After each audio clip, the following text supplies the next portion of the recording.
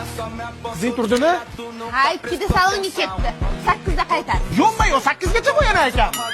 Qulog'imni sochim bilan bekitib yurganman-da, bugun to'yim, endi nima qilaman? Xavotirlanmang, Salim.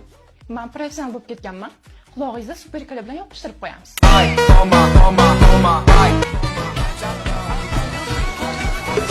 Hamma shu stringlar chayxonachi bo'lgan.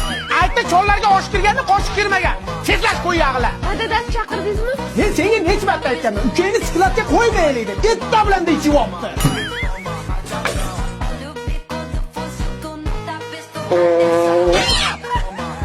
Omin. Avullama. Borgan joyingga toshday qot. Qo'shganing bilan qo'sha qaring.